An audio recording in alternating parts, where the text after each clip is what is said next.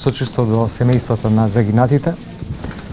Понатаму огромна благодарност за локалното население кое што излезе и во пресред први пристапија кон укажување на помош на преживеаните.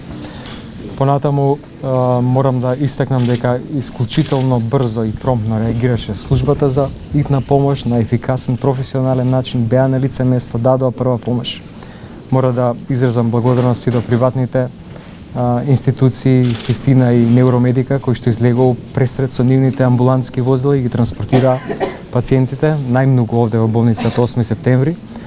80% од персоналот беше на работа за многу краток временски интервал од 15 минути и се организираше системот на работа.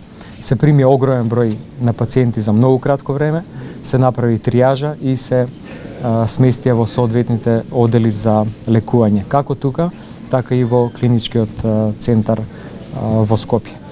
Во овој момент во болницата 8 септември има 4 пациенти кои што се во оделот за интензивна нега и се во критична состојба и уште дополнителни тројца пациенти во клиничкиот центар кои што се во оделот за интензивна нега, во кој што утекот на ноќта се изврши хируршка интервенција и тие се утрово во критична состојба. Искрено се надевам дека овие 7 пациенти ќе надминат оваа криза и дека понатаму ќе го продолжи лекувањето надвор од интензивната нега на соодветните одели. Благодарам. Имаме до овој момент, помедилникот дека има уште до 15 стигна бројот. Има вкупно 14 жртви.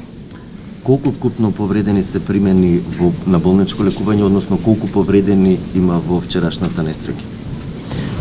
Тука се примени во болницата 8 септември 37 лица, понатаму 8 на скопските клиники, 2 во Тетовската болница и една пациентка која што овој помошта за жал реанимацијата не успеала во Старата градска болница.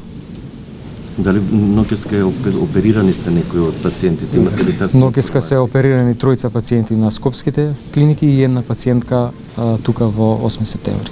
Сакам да изразам еден апел кон фамилиите на повредените да бидат безгрижни и да се сигурни дека во установата 8 септември ќе им бидат пружени максимално сите потребни интервенции и процедури што е во врска со здравствената состојба, за подобрување на здравствената состојба на повредените.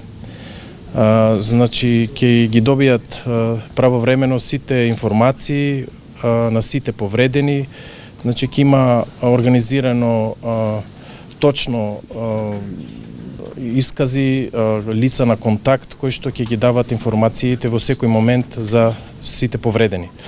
Што се однесува до возачот, тој има телесни повреди и е пуштен на домашно лекување од вчерашниот момент, кога беше направено потребните инвестигации во стабилна состојба и е пуштен на домашно лекување.